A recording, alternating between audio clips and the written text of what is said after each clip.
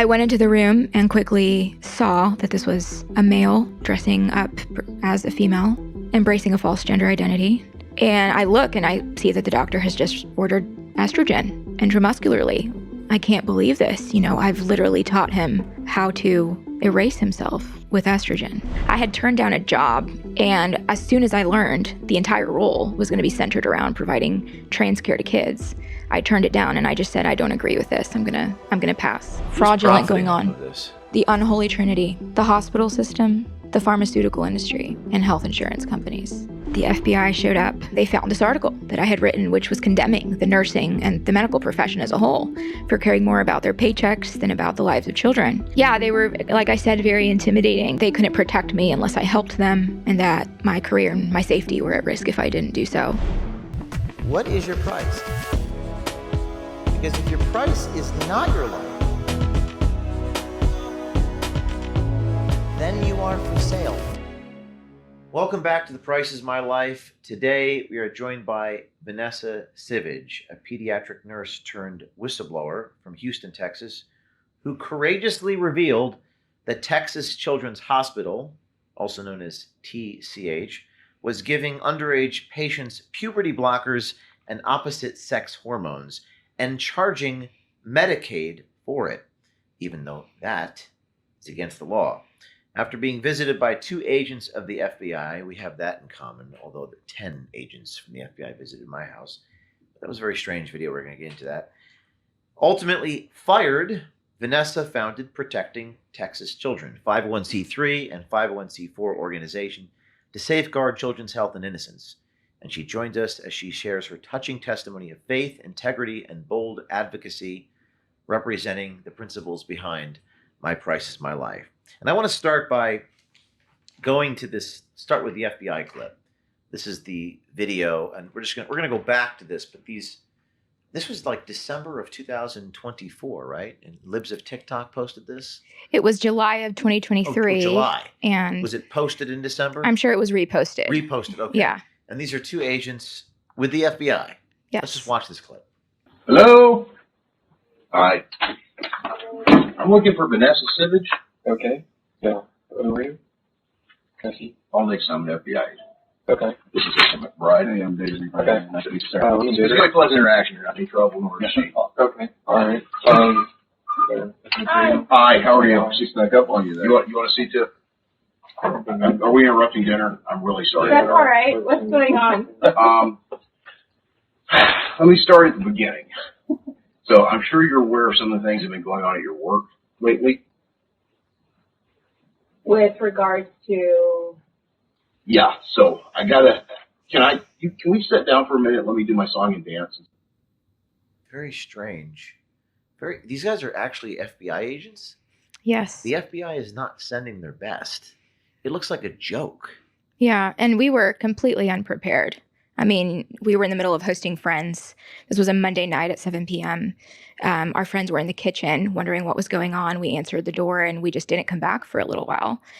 And you can see my husband there is just completely bewildered and just shocked because we just, people tell you this is what you should do when you have a federal agent show up at your door, like mentally what you should do. But in that moment, you never think that's going to happen to you. You never think that the police state will be weaponized against someone who's done absolutely nothing wrong, which was me in my case. And you asked, what is this regards to? And he kind of was befuddled by that. And then, can we just do our song and dance? It just seems so unprofessional. Yeah, and it's very manipulative, right? They're putting on a front like they're your friend. Like they're acting in your best interest, which is exactly what the conversation was about. Yeah, he's trying to suggest, you know what this is about. But they're just not. They don't seem very. It's not honest. It's very deceptive, and that was really the whole interaction. Yeah. Well, thank God you recorded it. And was there any recording after that ended? No, unfortunately not. Was it a ring bell camera or? It recorded when they left, which was also posted, but that was a much shorter clip. They came inside for about 10 minutes, and both of us were just completely terrified. Did you record that when they were in your house? No. I mean, again, we were completely unprepared. We were hosting friends. Were your friends there? Oh, yes. They heard the whole thing. We have witnesses. What did they think? just shocking. But unfortunately, like, this was unfortunately all too common during the Biden-Harris administration. Mm-hmm. This happened to a lot of, I'm sure you know, like a lot of conservative, Christian, Catholic, pro-life people like received these kind of intimidating visits. And so this was not a surprise, unfortunately. Mm-hmm. Well, we're going to go back to that FBI clip, but let's rewind and see how things got there. That was August of 2024? July of 2023. Summer of 23? Yes. 23. Yes. You've spoken about the crisis of conscience you felt in your job at Texas Children's Hospital. Let's talk about that. What did you mean when you said this? You're a Christian, but you're also a nurse who made a commitment to do no harm through the Nightingale Pledge. And I think we have a clip where you talk about the crisis of conscience that you felt. As a nurse and as someone working with not only Dr. Roberts, but with other providers as well in the clinic, and really just had a crisis of conscience at one point. I think my faith played a huge role in that, and I'm a Christian, but aside from my faith, I think as a nurse, we go through nursing school and we learn about how to care for patients and upholding the highest standard of ethics in that care.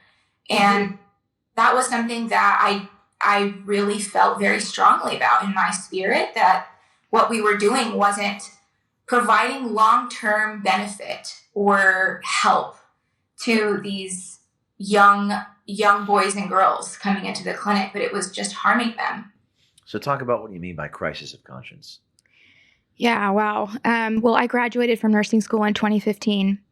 I've been a nurse for 10 years, and it's still, to this day, one of the most trusted professions ever. People place a great deal of confidence and trust in nurses. And it's a profession that I cherish, and I went through a lot to get there. And, in 2018, I accepted a job at Texas Children's Hospital in Houston. At the time, I thought this was going to be my dream job.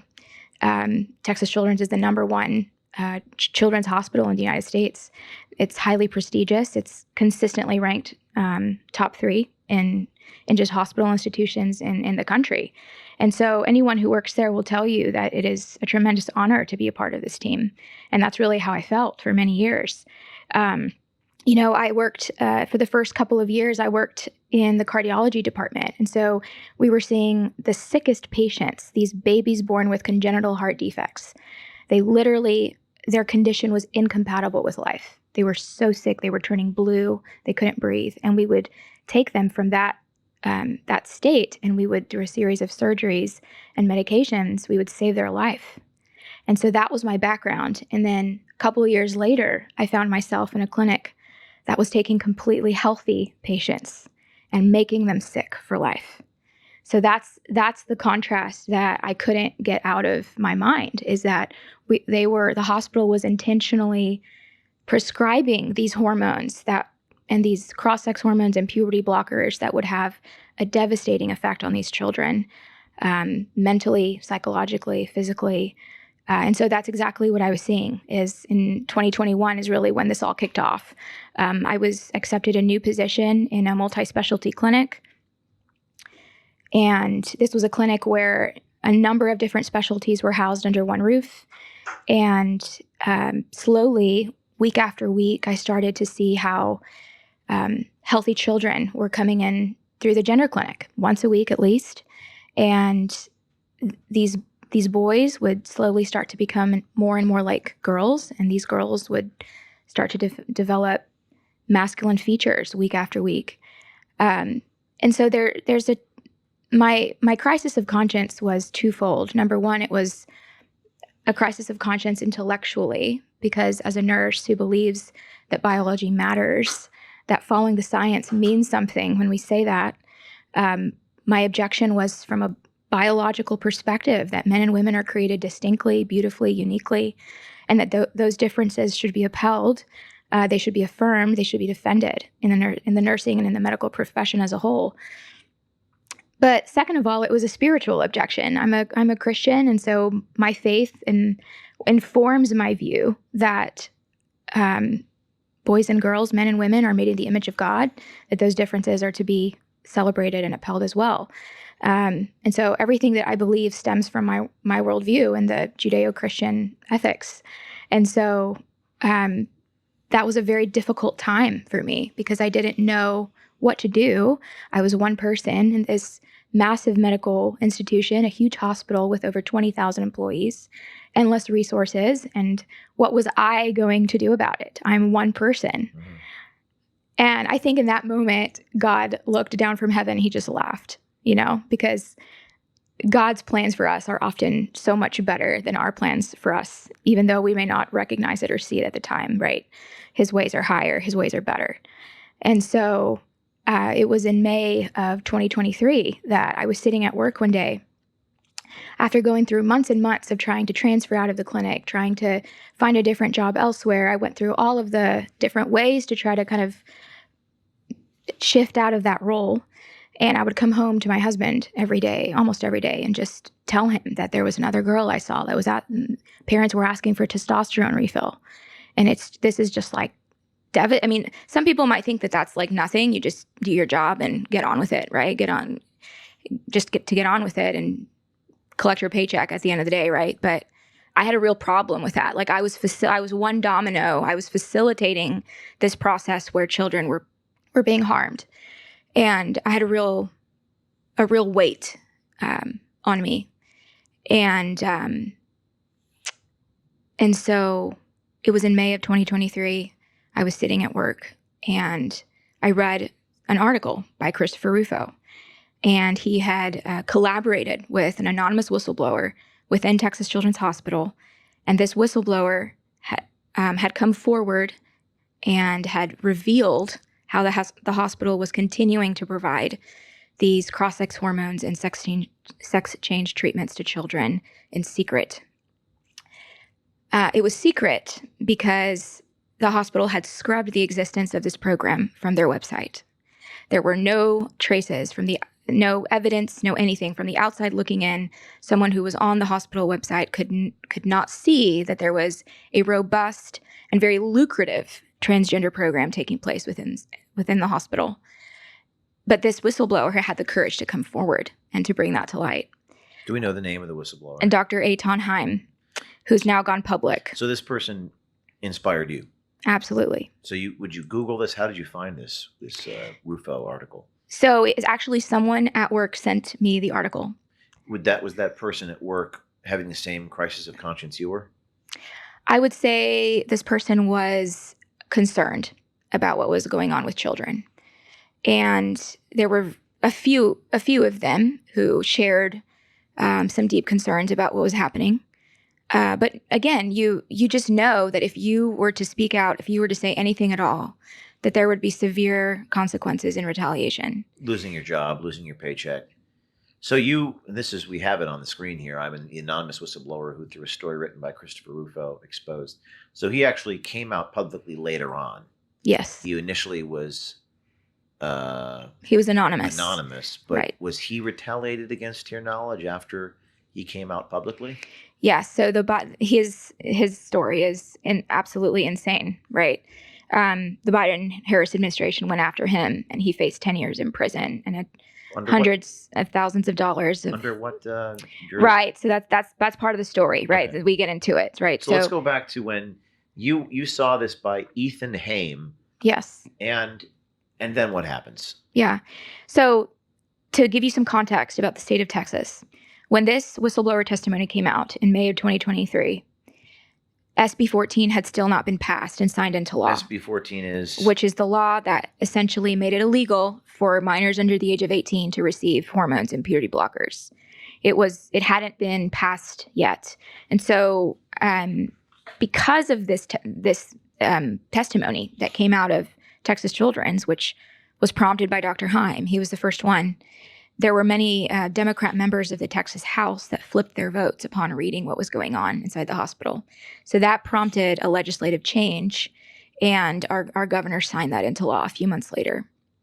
And so a few days after he came forward anonymously with his testimony, I just said, you know what, I need to corroborate his account because I knew that they were going to go after him. Whoever he was, I had no idea, right? He was anonymous.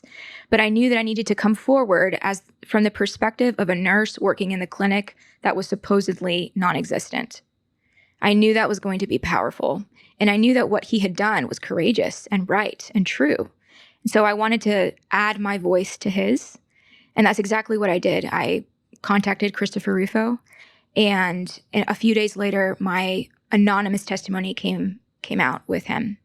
And that was supposed to be the end of the story. Mm-hmm. The legislature passed the law. It was signed. And I went back to work feeling very relieved that I was no longer going to be working in a clinic where children were being irreversibly harmed.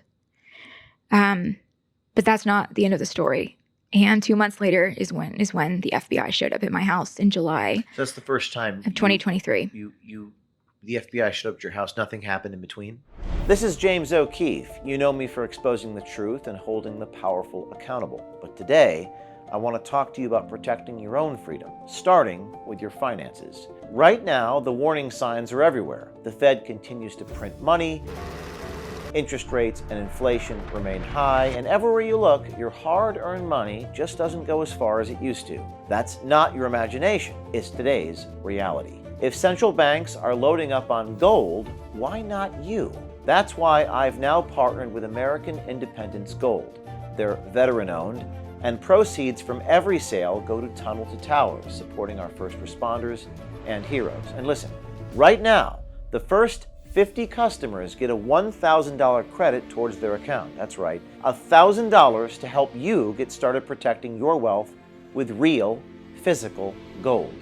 Don't wait for the next crisis. Go to O'KeefeMediaGold.com. That's OKEEFE MediaGold.com or 833-324-GOLD.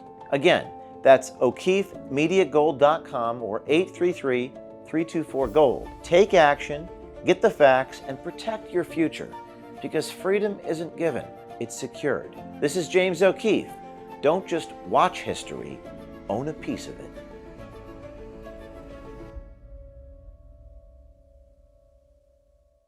The FBI showed up at your house. Nothing happened in between? No, I went back to work thinking things were going to be fine. And no one knew my identity. No one knew I had come forward. I was totally anonymous. And you were anonymous to yes, Rufo. From the article that he had written did not contain my name on it, even though it was my testimony. So how did the FBI find out? That's a great question. Did you tell anybody? In August of 2022, I wrote an op-ed for the Washington Stand called What Happened to Do No Harm? A nurse's firsthand view of the transgender craze. It's still up. There it is. Doctors would manipulate and convince parents that gender-affirming care was life-saving. An interview with Vanessa Sivadge. What was the name of the publication? It was called What Happened to Do No Harm, but it's the publication arm of the Family Research Council in Washington, D.C. And so I chose to use my name on that article. So they linked this with the Christopher... We'll never know, but Pull back up the Christopher Rufo article that you anonymously spoke with. And somehow the FBI got wind of this. This is the murky business of transgender medicine. Did Texas Children's Hospital commit fraud to pay for child sex procedures? Now, this says June 18th, 2024. And didn't the FBI come? Right. They had come a year before. Okay. Yeah. We'll never know how they... What do you suspect happened? I suspect that they Googled my name and they found this article that I had written, which was condemning the nursing and the medical profession as a whole for caring more about their paychecks than about the lives of children. And I was very, very direct and very blunt in this article. The other thing that I think could have influenced this is I had turned down a job previously in which all of the responsibilities were going to be directly related to providing transgender services for children. And I did not know this when I applied. This was something that my manager had offered to me. And as soon as I learned that the entire role was going to be centered around providing trans care to kids, I turned it down and I just said, I don't agree with this. I'm going to pass. And that was the extent of the conversation. But my manager knew at that point that I did not agree. Beliefs. Did anybody else do that at your job? Do what? Protest the way that you did, or say, I'm not going to do this? What No. you just described? Not that I know of. Did your colleagues agree with you, any of them? I was very careful who I talked about this with. Mm-hmm. People talk. Things get up the chain real quick. Mm-hmm. And you just don't know who you can trust, right? So I was very careful. There were a few that... Obviously, if the FBI is coming, someone's snitching. Yeah. I don't know who. Yeah. That's a valid theory. Yeah. I don't know. How does the FBI have jurisdiction on this? Wouldn't it be a state issue? So, and that leads back into Dr. Haim. So when they came to my house, they told me that I was a person of interest in an investigation targeting a leaker, not a whistleblower, but a leaker. And in their words, he had violated HIPAA. He had broken HIPAA confidentiality laws. And they were wondering if I knew anything about it. So you were a witness in their prosecution against somebody else? Potentially. And that would have been Haim, potentially? Yes. Okay. Of course, I didn't know any of this at the time. Now we can kind of piece the puzzle together and kind of figure it out. But they were, like I said, very intimidating. They said that he had broken the law and that they couldn't protect me unless I helped them, that I needed to collaborate and cooperate with their investigation, and that my career and my safety were at risk if I didn't do so. Your safety was at risk. This is what the FBI Yes. told you. Yes. They said that in your living room. Yes. Your safety is at risk. Yes. Going back to what you were asked to do, the things in your part of your job, like, for example, you were asked to teach a patient how to administer an intramuscular injection that was estrogen to a young boy. Yes. What would give us some more examples of the things that you were asked to do that were unconscionable to you? Yes, absolutely. Well, nurses often, I'll start with this example, nurses often have to battle with insurance companies over the coverage of certain medications or treatments for patients, right? It's a very common thing. And so one of my jobs was whenever a medication bounced back as not being covered under their insurance plan, I would have to call the insurance and get a prior authorization, is what it's called. And this is just basically telling the insurance that this is medically necessary, that the doctor ordered this, that this is essential for their health and well-being. And so I was put in a position where I had, as part of my job, to do that. It wasn't all the time. I had lots of other responsibilities outside of the endocrine department, but this was one of them. And so the idea of me picking up the phone and convincing a health insurance plan that this sweet, vulnerable 15-year-old girl needs testosterone is just.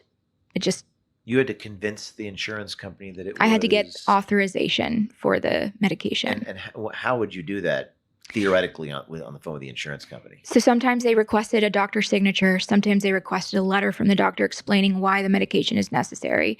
Sometimes all they need is just to talk to a human being, a nurse on the phone, and just be like, okay, we're gonna move forward with this. We'll sign off on it, rubber stamp it. But that was just one example, right? Just the act of the very small, but in my mind, very significant task, expectation, I should say, as a part of my job, that I had to advocate for these children to sterilize themselves. Like, how would that even work in practice? Like, what would you say to the insurance company? Yeah, I would say I would give them the reason it was prescribed. So the purpose for the medication, the reason for why it was prescribed, the length of time that the child needed to be on it. Just, it's just a common thing. This is not just for, nurses do this all the time, right? But this was the thing that really pushed you over the edge. This, and I would say there was one other situation which you alluded to, where nurses do a lot of patient teaching in hospitals as well. And that's very common. And so this doctor providing transgender services approached me at the nurse's station and said, "Hey, I just finished seeing this patient. Would you mind going in there and teaching him how to administer an intramuscular injection so he can inject himself at home with the medication that I'm prescribing?" I had no idea we do this all the time, and we don't really ask or know in some cases. And so I went into the room and quickly saw that this was a male dressing up as a female, embracing a false gender identity. And as I was kind of going through the motions of instructing him, I just thought to myself, I wonder what this is for. I wonder what this medication is for. I go back. What medication is it, by the way? Estrogen. Estrogen. And so I go back to chart, as all nurses do. And Chart? we just document, right? We document what we've done, there's a record. Mm-hmm. And I look and I see that the doctor has just ordered estrogen intramuscularly. And I said, well, I can't believe this. I've literally taught him how to erase himself with estrogen. So that was a real breaking point for me as well. And this just built over time, and you just get so angry and so devastated and so sad for these patients that are believing a lie about their identity, about who God's made them to be. Mm-hmm. But you have no idea what to do about it. You're one person. Right. And you don't know the most effective way, the most, the way that would achieve justice, like true justice for them.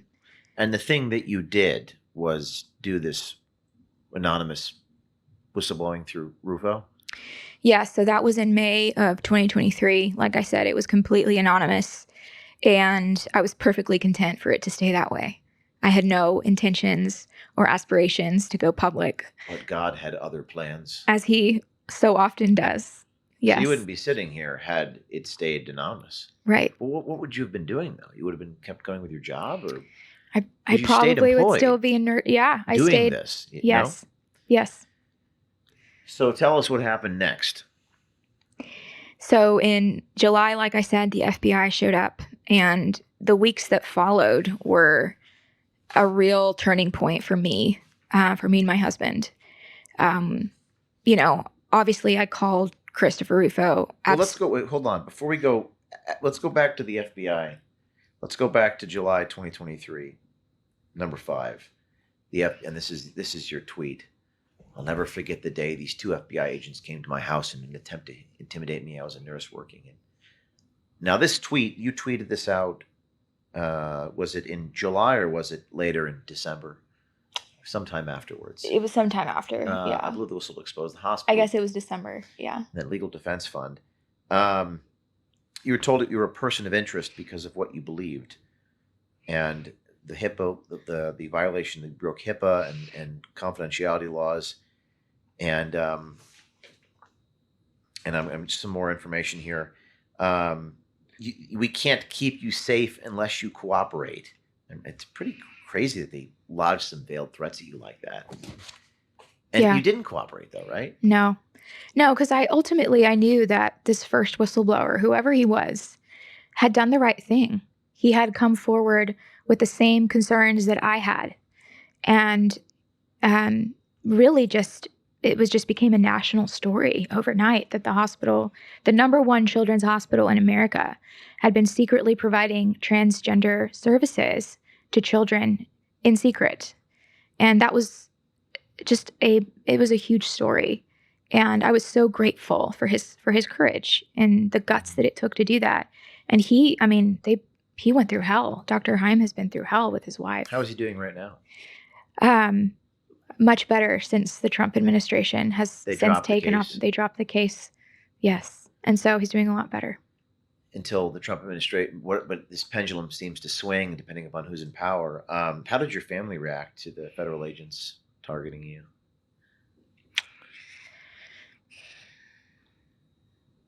I think they couldn't believe it.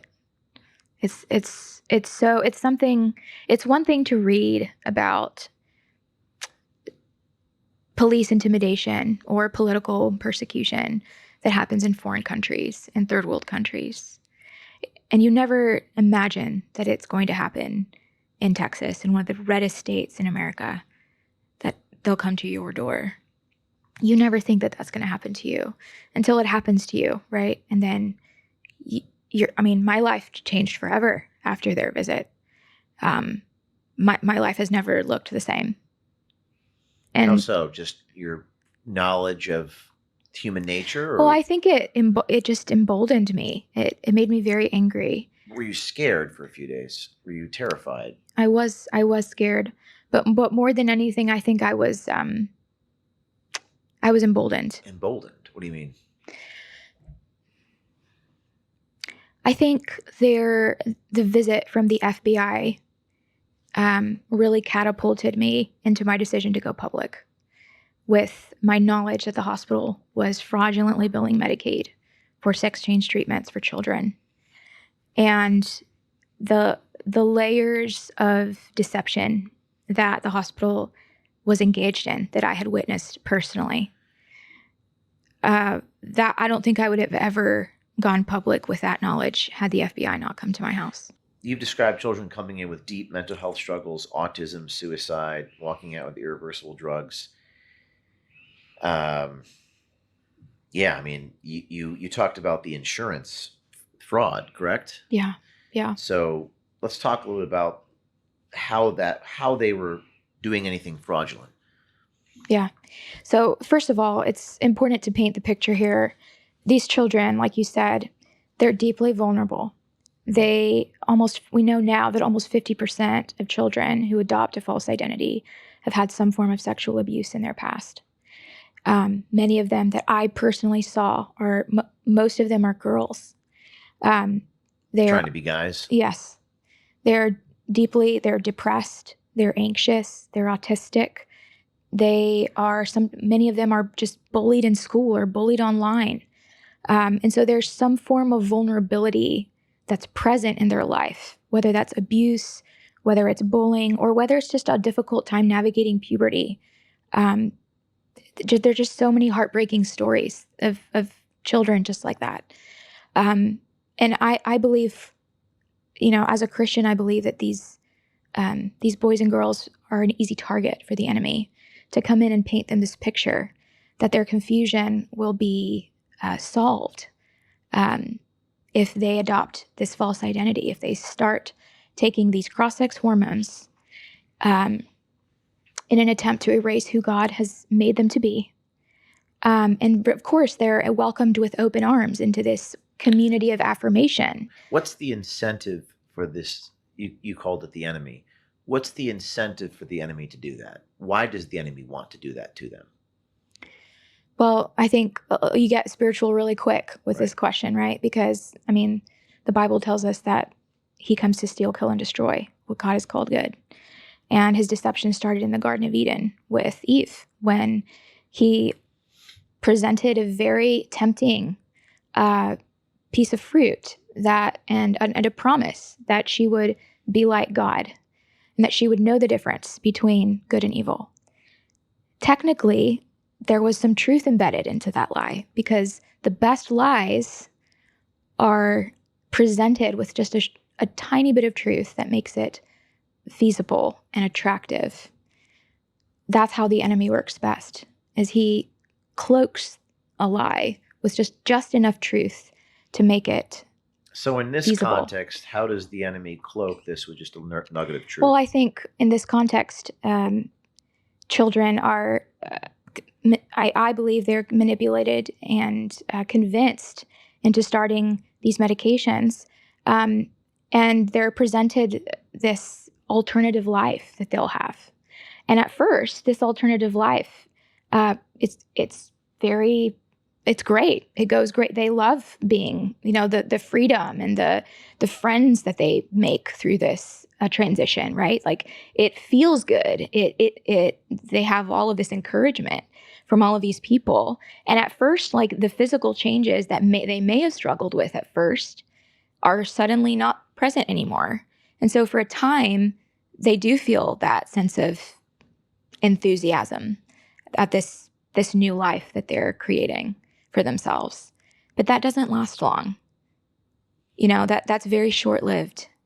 And they suddenly, with time, they start to realize the decisions and the choices that they've made that little by little become more irreversible. The longer you're on a cross-sex hormone, the more irreversible the effects become. And so the enthusiasm doesn't last very long. We're standing up to the powers that tried to discredit us, silence us, smear us, raid us, and throw us in jail. They've awakened a sleeping giant.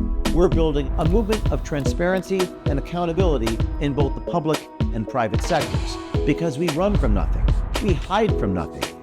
And when you join and get your full access pass, you fuel a movement for truth. We are the media now. So let's talk about the Texas Medicaid policy 2015 prohibiting coverage of cross-sex hormones. So just tell me how this works. So it was legal or it wasn't legal? Right. Well, I'm not an attorney, but I'll tell you what I know. In 2015, Texas passed a law that essentially it's really a statute. It's the Medicaid policy in the state of Texas.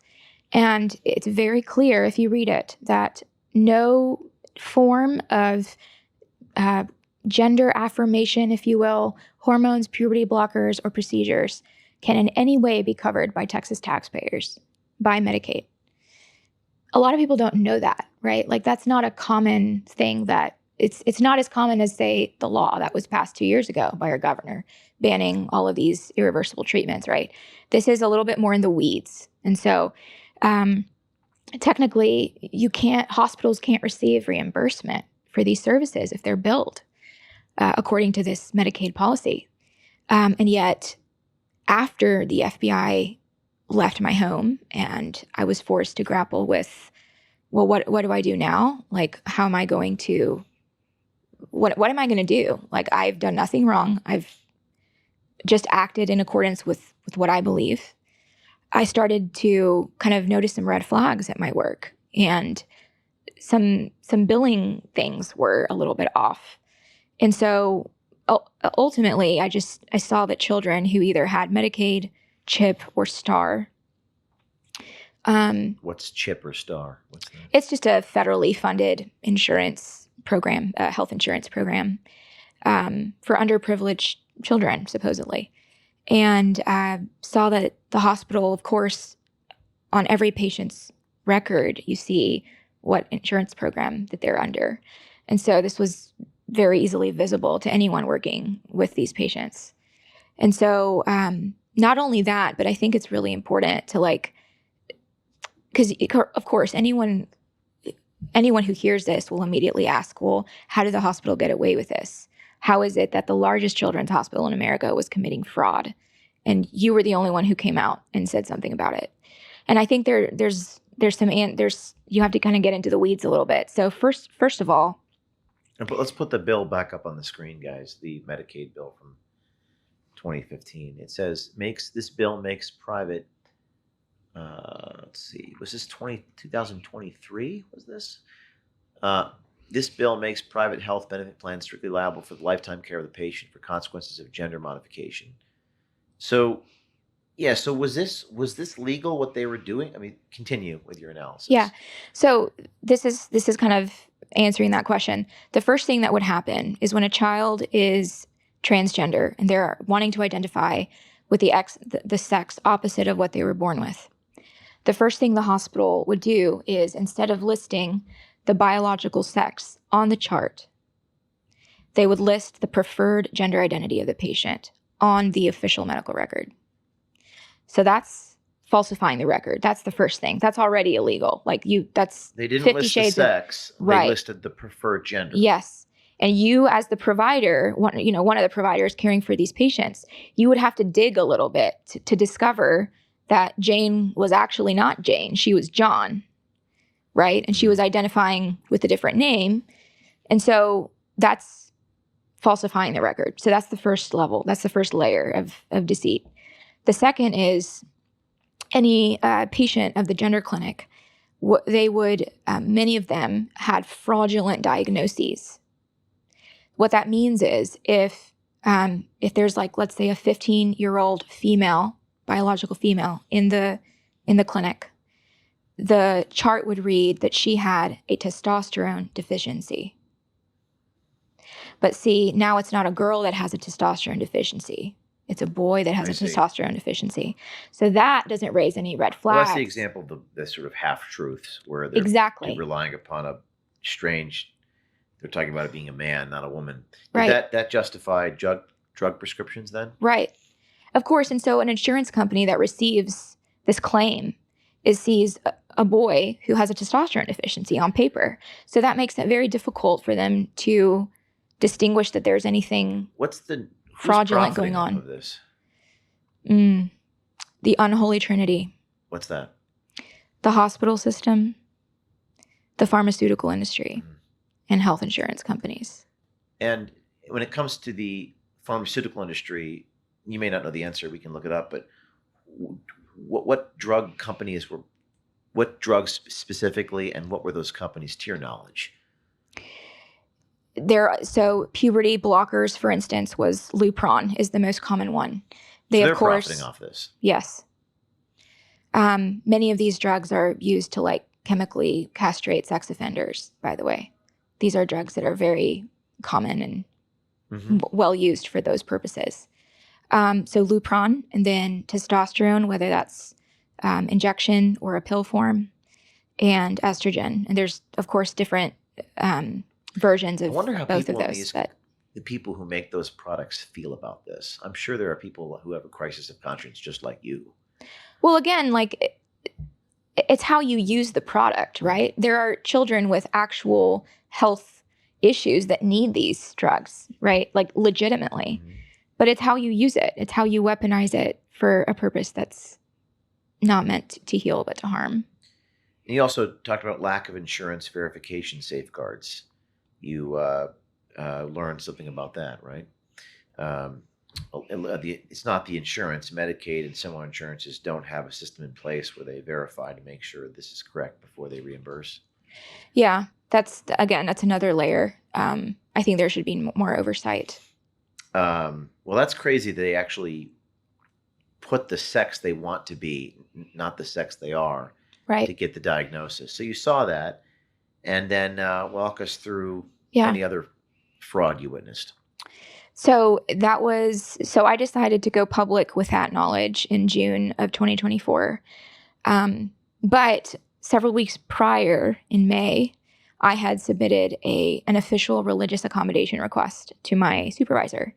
And I asked her to transfer out of the endocrine clinic and back towards my core competency in the cardiology clinic.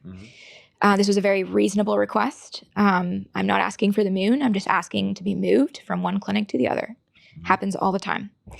And they stonewalled me. They didn't respond. They stalled. And they did not grant my request. And a couple of weeks later, I went public with my knowledge of the fraud. While you were still employed? While I was still employed. And the next day, the hospital called me and put me on leave. And of course, my life changed overnight at that point. At that point, everyone knew my name and knew my face and knew the story I had come out with. And they put you on leave? They put me on leave. Did they send you a message or a phone call? Or how? It was a phone call. Yep. And we've recorded paid leave? Paid leave.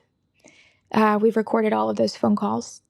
And they just informed me that I was under investigation and that they would inform me next week of the following steps. And so,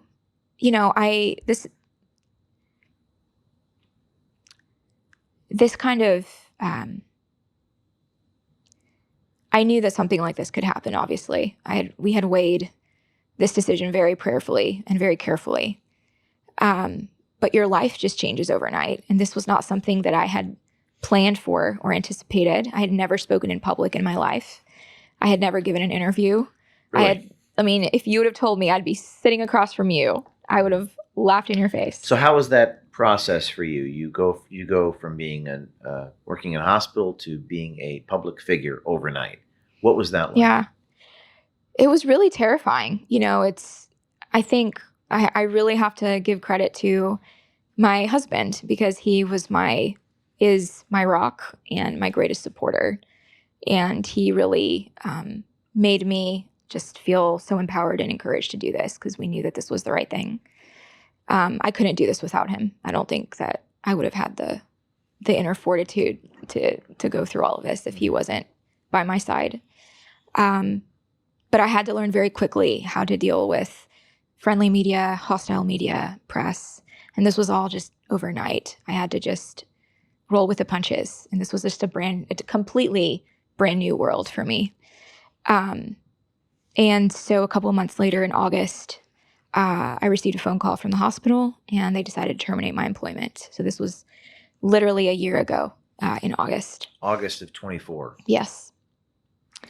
You're fired from the hospital. Yes. And then what happens?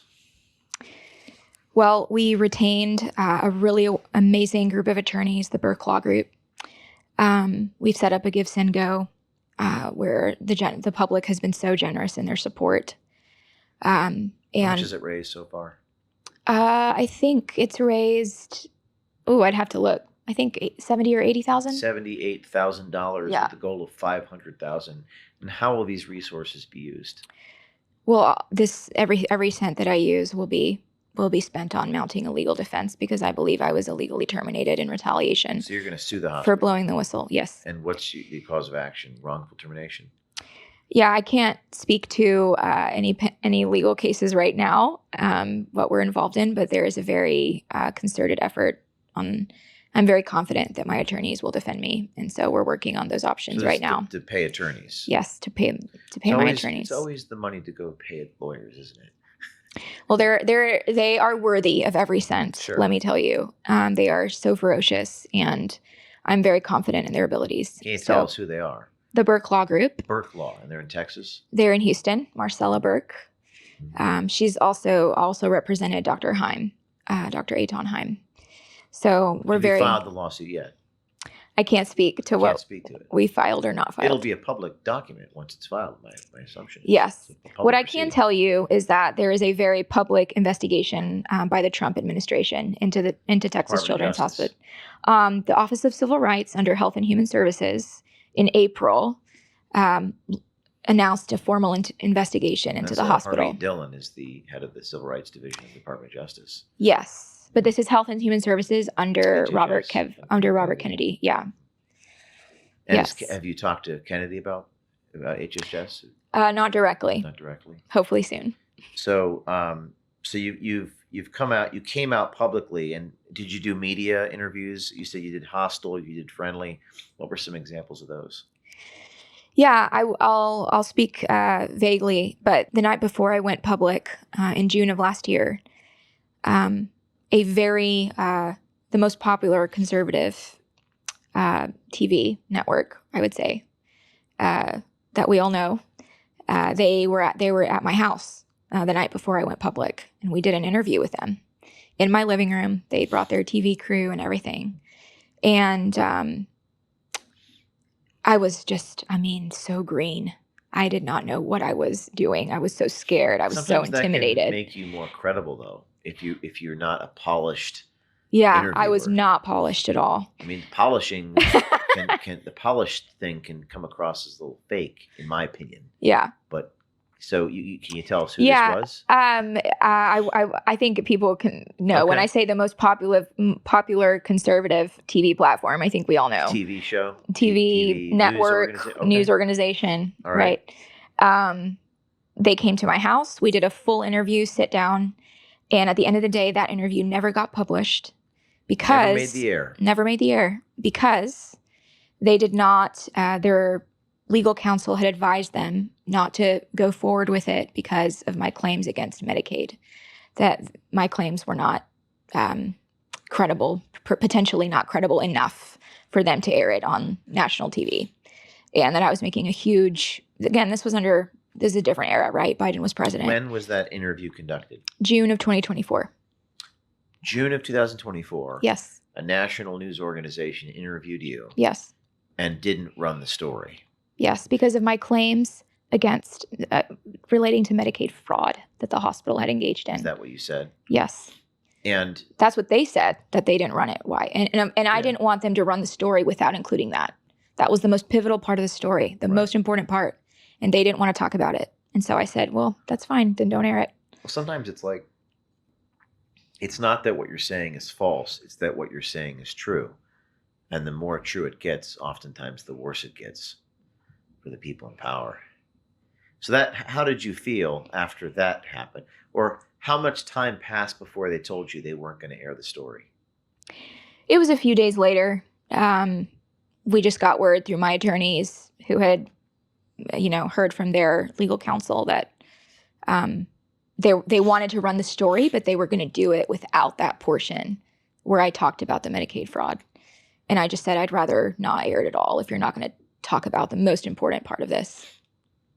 And that fraud claim was based upon what specific piece of evidence that you witnessed? You've talked about it today, but the Medicaid fraud, was it based upon they were misgendering the people, and it was that justification? Yeah, it was everything. And I can't get too deeply into this because this wades into legal waters, which I've been counseled very strictly to not dive into the specific evidence. But I can talk. I can talk about what I saw. Right, what I saw was they were incorrectly labeling patients the incorrect sex.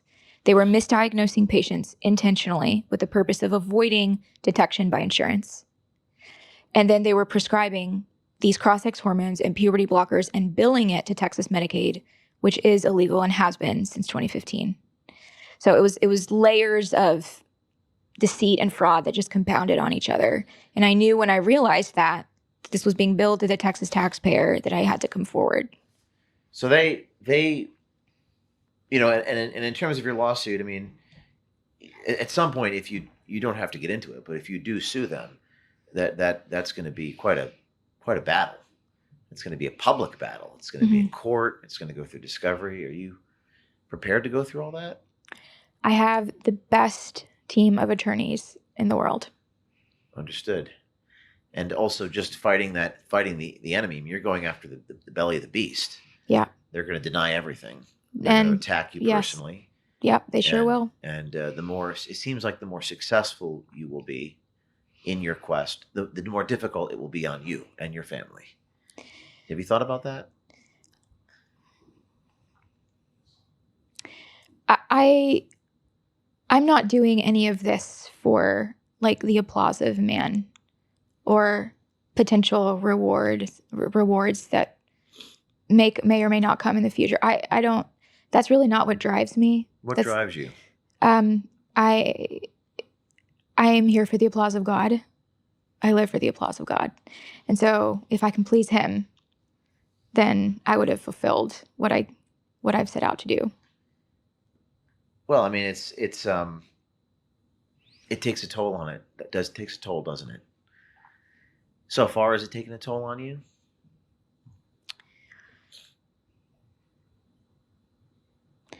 I think I know that this is what I was born to do.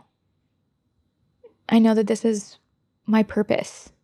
And now I'm leading this amazing organization called Protecting Texas Children and focusing on safeguarding children's innocence, their health, and their future. So that brings me a tremendous amount of fulfillment and purpose and satisfaction. When did you start this organization?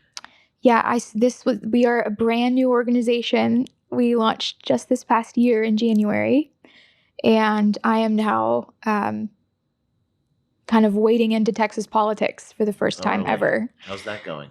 Oh, it's going. Let me tell you.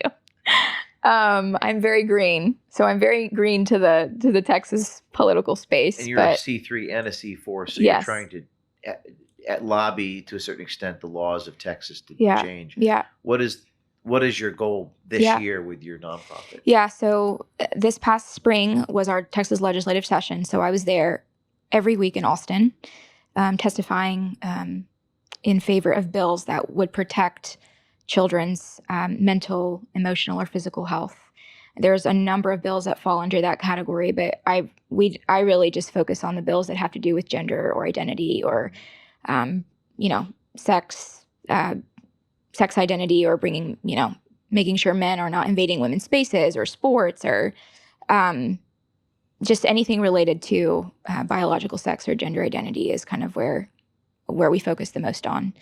We're very biblically based. We just launched a new project called Behind the Shelves. And this is a project just this past week that exposes the dirty and pornographic books found in Texas school libraries.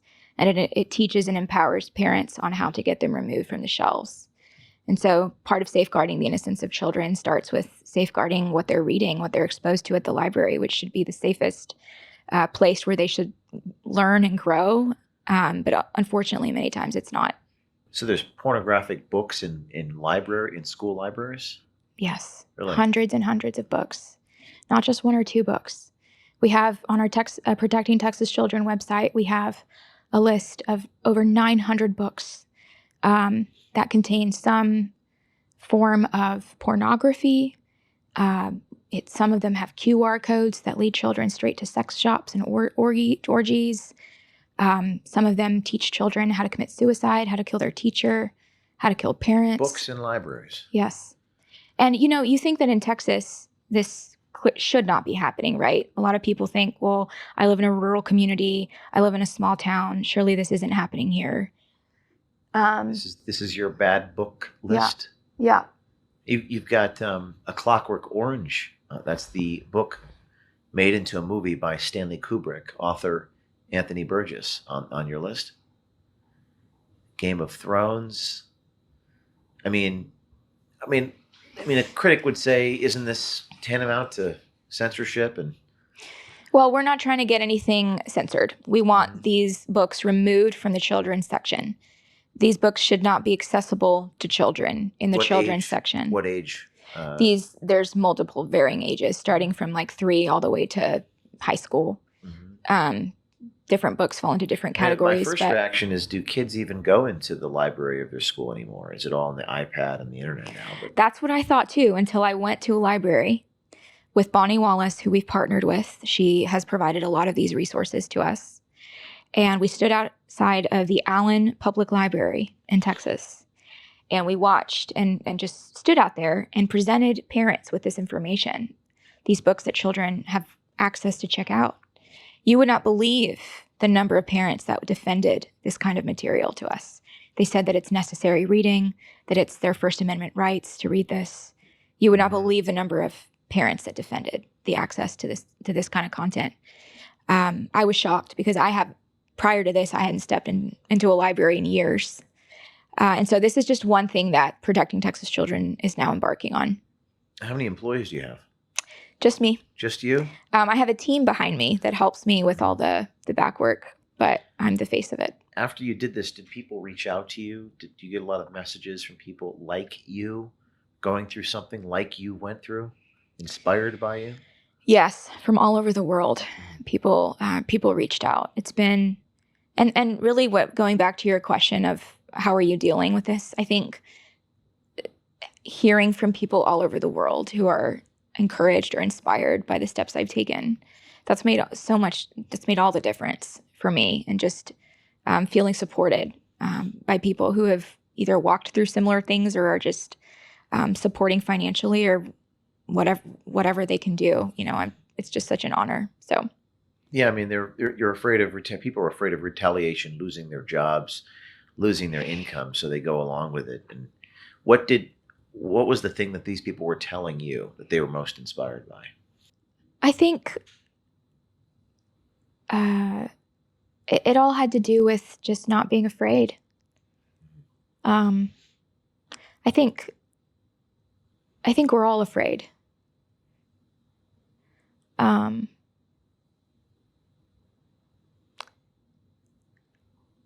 But my fear of God is greater than my fear of man at the end of the day. That's just what it boils down to for me.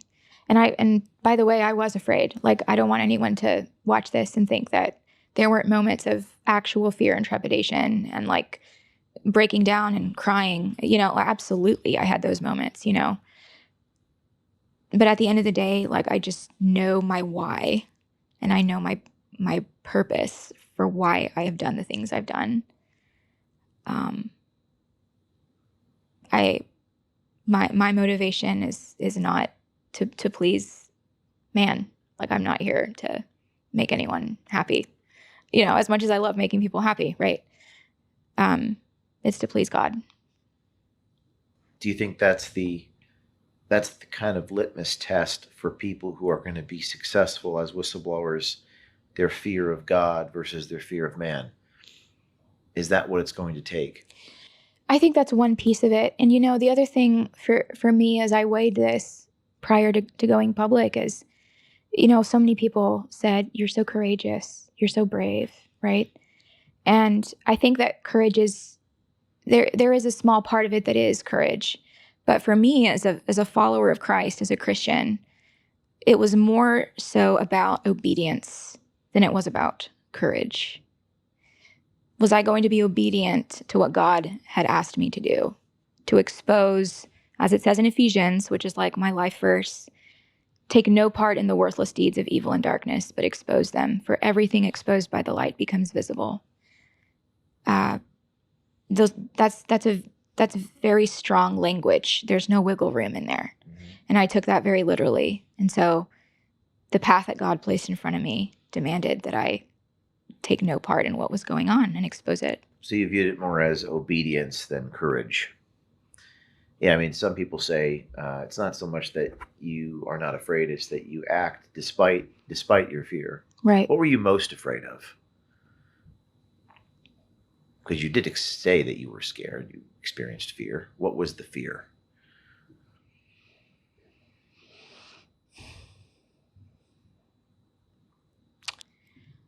I think I was afraid at first that the FBI would come back. You were afraid of the FBI coming back. Yeah. What about the FBI coming back made you afraid? Well, again, you have to remember I was watching Dr. Haim's case in real time. I was watching what they were doing to him and how they were coming to his home at 5 o'clock in the morning armed and serving him with all kinds of threats and indictments. And, this was playing out nationally. And so I was very aware that something similar could be fabricated, concocted against me if I didn't play ball, if I didn't be quiet. Well, speaking for myself, I was afraid of, for example, I don't like being in jail, and and that sounds like we all are not afraid of being in jail, but for me, I guess it's like I don't like being handcuffed, I don't like being confined, Yeah. I don't like being in a cell. Right, orange is not your color, James. Orange is not my color. No, it's not mine either. Orange is the new black. I was a federal jumpsuit. I've been there, but for me, I'm just asking a very specific question because I think it's enlightening to people to practice introspection and examine I always say, like, what are we actually afraid of? Mm. I was talking to an evangelical pastor about this, and the question, he said, I've never been asked that question, so I'm asking you. And I'll go first. For me, what was the fear of being confined in a jail cell? Hmm. And I say, well, why am I afraid of that? Like, what about that makes me afraid? But I don't like being, your hands are behind your back. You can't scratch your face. You're out of control. You're not in control. And I had to wrestle with that fear. Yeah. And I had to come to peace with that perhaps coming to fruition, right? And learn to temper whatever it was about me that led me to be afraid of that thing, like a fear of spiders or a fear of heights. You just have to confront it. Yeah. So what I was afraid of, mm-hmm. that the night after the FBI visited me, yeah, and the fear lasted 3 days, was being in a holding cell in the Southern District of New York with my hands behind my back for 24 hours. I just had a fear of that specific thing. So for you, and I ask for a specific reason, because you're a Christian, you fear God, not man. By the way, Jody O'Malley said that exact same thing to me 4 years ago, mm-hmm. another whistleblower. who blew the Yes. whistle on HHS. She said, "I fear God, not man." For you, what was it about the FBI coming back, or the indictments, or what the other guy went through, that made you feel fear? Man, that's a great question. I think them concocting a story that was false about me. I think them driving an untrue narrative of the events that had happened to slander me, to slander my character, my motives, my intentions. That gave me pause, because they can fabricate anything they want, right? Like They they're usually do. right. So it was the slandering of your reputation, and was that just to the public writ large, or to in a case, or both? Which were you more afraid of? I think at that point it was the public at large, since I had just gone public and was very new to this world. It's a different So, variable when you're a public figure, yeah, because you're playing this game of public perception, right? right. The court of public opinion. Versus, and to a certain extent, the court of public opinion influences justice, Right. Exactly. which it shouldn't, Right. but it often does. So it was the defamation of your character publicly. Yes, I would say so. Yeah. Looking back, what is the greatest price you've paid? You are on a show called The Price That's of My right. Life. Yeah, I should have anticipated this question. You haven't given up your you haven't given up your life, but what price have you paid so far? I don't. Part of me kind of cringes at this question because it makes me look like a victim. And I don't view myself as a victim. I view the children who've been exploited and manipulated and lied to as the victims. So they're the true victims in this story. Mm-hmm. I think when everything is said and done, like I've lost some friendships, some family and friends very close to me. But that's such a small price to pay. Were they really your friends? I think coming forward and bringing something like this to light, even though it has nothing to do with politics, it has nothing to do with right or left. Just being a truth teller, like you talk about, it has a way of dividing people. It sure does. And so you could argue like, no, they weren't really my friends, but it's like I pray for them. Like I don't have any kind of bitterness or resentment. You don't want to be hateful. No, and it's forgive them, but perhaps there's a difference between forgiveness in the Christian sense, which is 100% necessary, but you don't want to forget because you don't want to become friends with someone like that. From my perspective, like when I was fired from Project Veritas, people would say, "But weren't some of those people your friends?" And I said, "Evidently not." I said, "I was once blind, but now I see." Yeah. So for me, there's a difference between forgiveness and forgetting in the sense of they're not the same thing. Correct. Right. But I would just ask the question: were those people really your friends? If something like this would cause a rift between you and them? Probably not. Because a lot of people have told me they fear losing their friends, and I would say, "Well, what?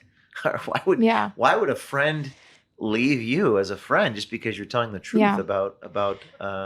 But just to kind of wrap this good question you've asked, I think the friends that I've gained and the people I've met through this journey far outweigh anything that I could have ever, imagined losing. And that's not a price; that's a blessing. Right. That's an addition into your life. Right. Oh, it's been such a tremendous blessing. Yeah. Do you get a lot of DMs or on social media from people? I do. You check them all? I do. Yeah. I do read them. Yeah. Some of them are not very nice, but most of them are nice. You mean attacking you? Oh yeah. What percentage of them attack you? It's a minor. It's minor percentage. It's not a lot. A lot of people might say, they're going to be watching this and they listen to stories like Aaron Vecchi and yes, I watched that. Vecchi's a great guy. He had this thing called the religion of apathy, which I thought was very. I heard profound. him. Yeah.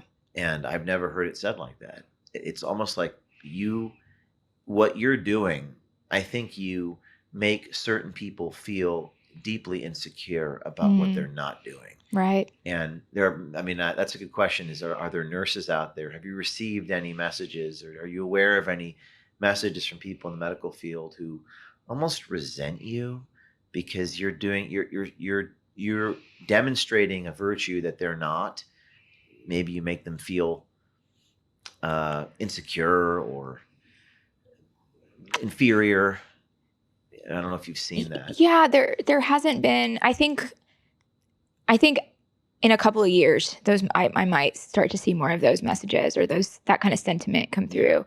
It's still very, very new. Like, it's kind of fresh. The story's still kind of fresh. I've only been public for a year, and so 99% of my coworkers, I've never seen them or spoken with them again. They did not reach out or anything after my story went public. And I think there is that religion of apathy, but it's also, again, their fear of what could happen to them if they were to speak out. And I lived in that space I have compassion towards those people who are kind of working in an environment that is hostile to what they believe. I have a tremendous amount of compassion for them. I was very, very blessed and fortunate to have the support of Christopher Rufo, who then, of course, connected me with the people I'm now connected to. And so, how did you reach out to Chris? I called him. I was terrified. You just called his cell phone or phone? Yeah. Well, we had collaborated on the story. So, how did you initially meet him? When he published Dr. Haim's anonymous testimony, I had reached out on his website and just said, I'm a nurse working in this clinic that this has just come to light. I would like to talk to you about it. I think the reason I asked the question is because we get, over 100 inquiries a day. Yeah. Sometimes even more than that. And what I always say is, for people watching, is your reach out to Chris Rufo, you probably articulated it in a succinct, clear way. Yes. And that's how you're going to get through to one of these high profile people. Yeah. Is if people out there have a story and you want to reach out to either of us, state your case, one paragraph or two. Give your elevator pitch. Here's what I've got. Yeah. Here's my story. Here's my thing. Because sometimes people send these long 20-page things and they throw 1,000 documents at me, and I don't think if the whistleblower or if the truth teller can't tell doesn't understand the truth themselves, how would they expect me to unpack it all? That's why I asked the question. I was a writer, and so that was really helpful when I came forward. I had obviously written this article for the Washington Stand, in which a lot of these sentiments and thoughts I had already expressed them, and was not afraid to do that. And so, nothing but wonderful things to say about Christopher Rufo. He's amazing. I was at the in 2017. Rufo and I were part of the Claremont Institute Fellows Program. Yeah, he was a very smart, quiet, eccentric, but brilliant man. I hope to meet him someday. I still haven't met him. Yeah. So. He's at the Manhattan Institute. Yes. Right? Yeah. This is James O'Keefe. You know me for exposing the truth and holding the powerful accountable. But today, I want to talk to you about protecting your own freedom, starting with your finances. Right now, the warning signs are everywhere. The Fed continues to print money. Interest rates and inflation remain high, and everywhere you look, your hard-earned money just doesn't go as far as it used to. That's not your imagination. It's today's reality. If central banks are loading up on gold, why not you? That's why I've now partnered with American Independence Gold. They're veteran-owned, and proceeds from every sale go to Tunnel to Towers, supporting our first responders and heroes. And listen, right now, the first 50 customers get a $1,000 credit towards their account. That's right, $1,000 to help you get started protecting your wealth with real, physical gold. Don't wait for the next crisis. Go to O'KeefeMediaGold.com. That's OKEEFE MediaGold.com or 833-324-GOLD. Again, that's O'KeefeMediaGold.com or 833-324-GOLD. Take action. Get the facts and protect your future, because freedom isn't given, it's secured. This is James O'Keefe. Don't just watch history, own a piece of it.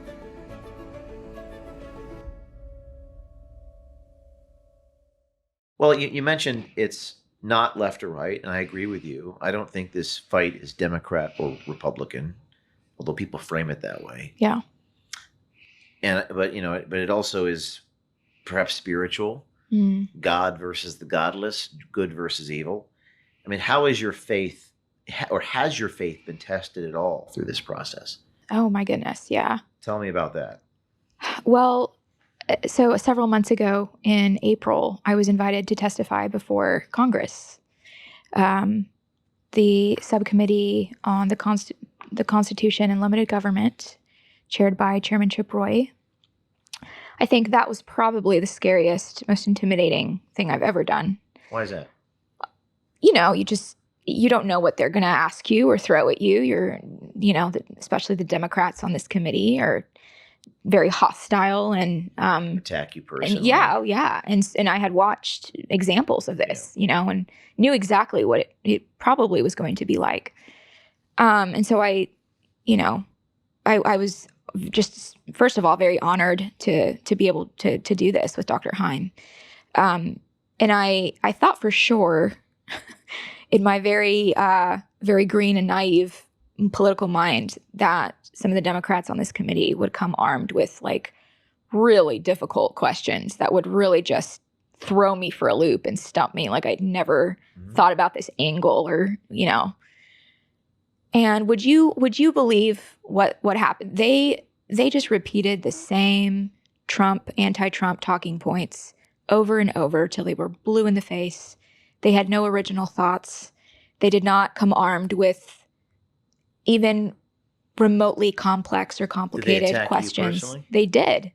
Mary Scanlon, who is a congresswoman, led me down a line of questioning in which she attempted to discredit my credentials as a registered nurse. She started by saying, "Are you a psychologist? Are you a psychiatrist? Mm-hmm. Are you a doctor?" And of course, the answer to all of those is no, I'm a nurse. And I told her, and I have common sense, and I know the difference between right and wrong. This is in Congress in D.C. Yes. Okay. Yes. And of course, I'd like to see that clip. If you guys can pull it up while we're talking. Yeah. I think I posted it on my Twitter at some point. But so Scanlon's cross-examining you. Yes. And this is in the context of me asking you the question, how was your faith tested? So was it just in the sense that you were being personally targeted? Yeah, and I think,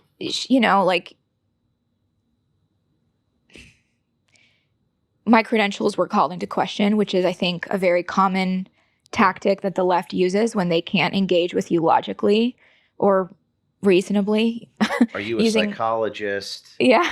Or but did she address the fraudulent, this business of misgendering? Did they address that? Yeah, that's not something that is politically beneficial for them to even engage with. But this was one of the hardest things you had to go through, was that moment in space and time with Scanlon.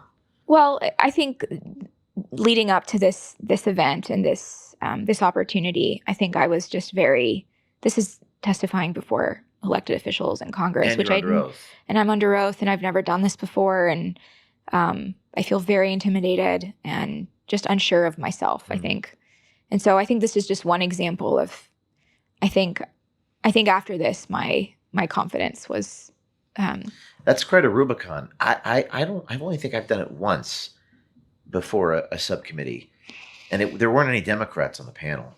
But I know what you're talking about. I know what you mean, because I've been through, the George Stephanopoulos interview I did in 2010 on live television in front of 10 million people with Andrew Breitbart. I remember Stephanopoulos just cross-examining me like a little weasel. Yeah. And I remember how it feels.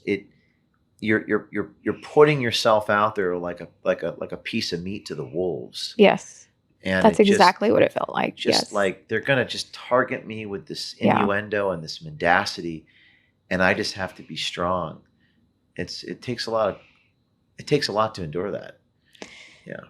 And most people that do that are professionals. It's more about the fear of the unknown, right? This is something that you don't know what they're going to use against you. And so it's more in that moment that you have to react, and you have to do it well. And most people fear shame. I think was it or embarrassment. Yeah, just being public. Yes. this Mel Gibson said, most people fear public embarrassment and public humiliation, public shame, which is, if you're a good person, if you're a Christian, which you are, I mean, all of us are sinners, though, and all of us make mistakes. Right. So they will hang us upon the cross of ourselves. Mm-hmm. That's what Saul Alinsky said in Rules for Radicals: make the Christians live up to their own book of rules. Mm-hmm. Well, he's not wrong. Right. So they can try to do that to you. And how did it go with Scanlon? I think I made my point very clear, which was that you don't have to have credentials to know the difference between right and wrong, to know the difference between male and female, that everyone who has a brain can identify that men and women are we have the different. Clip. How long is the clip? 5 minutes? It's 5 minutes long. Maybe we can go to the part where she's maybe It's at the very end, yeah. Fast forward like 3 minutes. This is you in the subcommittee. Your adrenaline must have been off the charts. Off the charts.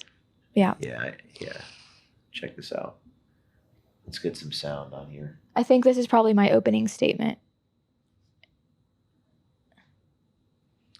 Let's fast forward a little bit longer after the opening statement. It's like the very last 2 minutes of the entire hearing is when I get a chance to respond. Yeah, we were only able to pull that 5 minutes. Oh, okay. That's fine. That's fine. Oh, just the 5 minutes of the statement? Oh, that's all right. We don't have the cross-examination, but That's okay. your adrenaline was off the charts, and then when you were done, so your faith was a little tested there.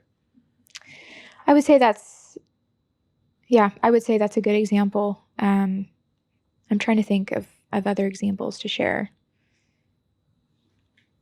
It might be good training for people to just to hear that and hear how you. What would be the best advice you'd give to someone in your position there? Yeah, I would say that when you're cross-examined by the opposing side, don't let them lead you down a line of questioning that's meant to embarrass you. You have to stop the train. You can't. You have to change the narrative so that they can't make their point to embarrass you, which is what they were trying to do. But that takes some skill. You have to think really quickly on your feet. Yes. Yeah. Yes. What does victory look like to you in this fight? What is your goal? Let's say your 5-year goal. What's victory look like? Wow, there's like tiers of this. I would like the doctors that were harming patients in the transgender clinic at Texas Children's to lose their medical license. I would like for them to never practice medicine again. I would like for my story and this case to be a warning to all the other hospitals who are billing Medicaid falsely for sex change treatments for kids, which, by the way, the Trump administration last week just announced that they're proposing a guidance that would strip hospitals of Medicaid reimbursement should they provide these services. So I think the Trump administration is already light years ahead of where we were. So you're looking for accountability. Yes. Do you think it'll come? I think it will come eventually. I think we've made huge strides just in a few years. Do you think those FBI agents support this puberty blocking, sex change stuff? I know it's a weird question that you probably don't know the answer to, but I'm just asking the question aloud. Like, do the agents just doing their jobs? Were they just following orders? They just seem pretty nasty in their manipulative. Or did they actually support puberty blockers and what was happening? I don't think we'll ever know that specifically, but what I can tell you is that the agent that was speaking to me in that video is the same agent who knocked on Dr. Haim's door and served him with the indictment. We know that. Okay. And so you can draw your own conclusions from that. Yeah, you could draw your conclusions, but I wonder if he has a seared conscience. I wonder if he's a Christian. I don't know the answer to that question. It'd be interesting to do a Where Are They Now series and find out, because he's currently working for the Department of Justice as an FBI agent. I wonder don't what know. Kash Patel thinks. We'll see. Have you talked to Kash Patel? I have not. Everyone always asks me if I've spoken to Kash Patel. Do you know Kash Patel? Call Kash. Call Kash. It's so easy. 1-800-CASH. I say this every show. I'm going to say it again. If the administration of justice depends upon us as individuals reaching out to the director of the FBI to solve each and every injustice in this country, Right. we have a problem. Mm-hmm. We have a huge problem. Because the pendulum will go back. Right. There won't be a permanent Republican majority in Right. perpetuity. Well, I mean, what I mean by that is now we have almost half of the states have passed some form of laws prohibiting, gender. There does seem to be a pendulum shift there. What I'm trying to say is that we're seeing a trend in the right direction. But we're seeing a trend in the wrong direction from what I've heard and read when it comes to just testosterone in men generally. Oh, seems to have gone. That's a separate matter. Separate issue, yeah, Separate for sure. issue, but that does seem to be an issue within the genders. Mm-hmm. What advice would you give to the American people? And there's a lot of this who see the wrongdoing on the scale that you have seen it, perhaps not specifically in this particular topic, but just generally. But they're afraid to take action. What's your advice to them? Just someone who's contemplating coming forward and blowing the whistle. Is that what you mean? Correct. Okay.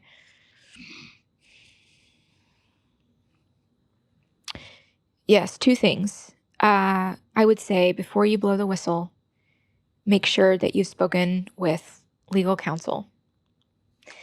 And people will say, well, I can't afford that. I can't do that. No, I think that now more than ever, there are organizations like Alliance Defending Freedom and organizations like that are on your side. Like they want to help people who have legitimate concerns about whatever they're witnessing at their workplace. So I couldn't have done that without my counsel. I would not be in the situation or place I'm in. Who did you reach out to in your case? I was connected with Marcella Burke. Connected through whom? Through a series of mutual connections. So one is contact legal counsel, and the second? I would say utilize friendly media to your advantage. I would say I don't think just average everyday people know that there's journalists with integrity who are wanting to share good, just wanting to share truth, honestly, is what it boils down to. That's something that I just had no idea that whole world when I was working as a nurse, I just didn't know. And I think a lot of people don't know. And so I think you need to, get out of your comfort zone a little bit and reach out to those people because there are amazing and wonderful people out there. So, who are some of the most admirable? You mentioned Chris Rufo. Name a few good ones. You want me to name drop people? Compliment people, yes. Okay. I'm not asking you to name drop the bad ones. That's what I do for a living. I'll name drop two friends of mine because they'll appreciate this. Caroline Downey, National Review. She wrote a really great piece on the DEI culture at Texas Children's, in addition to their training on gender fluidity and all of that in the days following my going public. She's a great ally and a great friend, and I appreciate her. And Mary Margaret Olahan, who is now the White House chief correspondent from the Daily Wire, has also written some really good articles that really were just it was just great to have friends in media when I was going public. Well, our time is coming to a close here. Name your nonprofit organization. Name your nonprofit organization again. How people can get in touch with you. Yes, it's Protecting Texas Children. Our website is protectingtexaschildren.com. And we're on Twitter and Facebook, and would love for people to sign up and follow along. And people can just find me on Twitter. And your Give, Send, Go page again? Yes, it's Give, Send, Go, and it's nurse_whistleblower. Nurse_whistleblower. I understand that these proceeds will help your legal defense fund in order to file a wrongful discrimination lawsuit against the hospital and generally hold those who did this to you accountable. Correct? That's correct. And I'm going to borrow a Mike Malice line. What was your favorite part of our conversation today?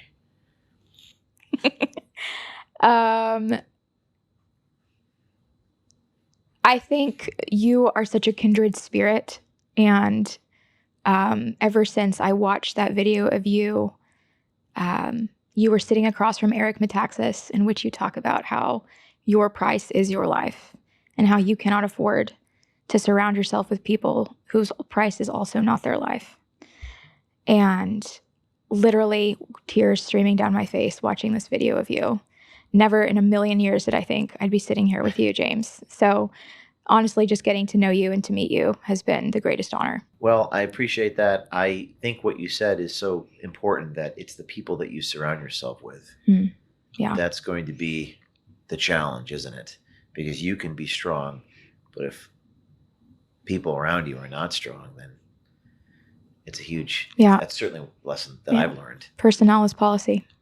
That's a line from my old boss, Morton Blackwell, at the Leadership Institute. You ever heard that group before? Yes. He has the laws of the public policy process, and one, it says personnel is policy. Yeah.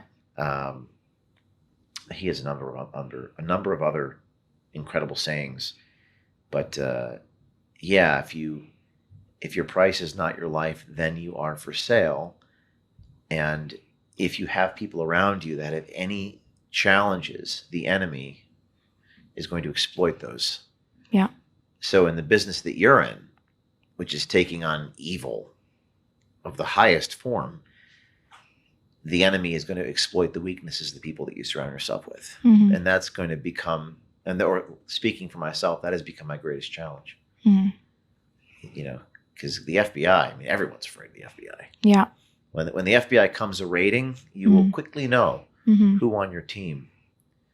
Well, and in my case, and in your case, you know that you're doing something right. When the FBI raided me, I went to work the next, it was on a Saturday morning. On Monday morning, I went to work and I walked into the conference room and everyone was just like, what do we do now? It was like in one of those war movies where like the captain died and the next man was up and like everyone's like, what do we do now, sir? Like everyone was just completely in a state of shock. And I think there were a number of people who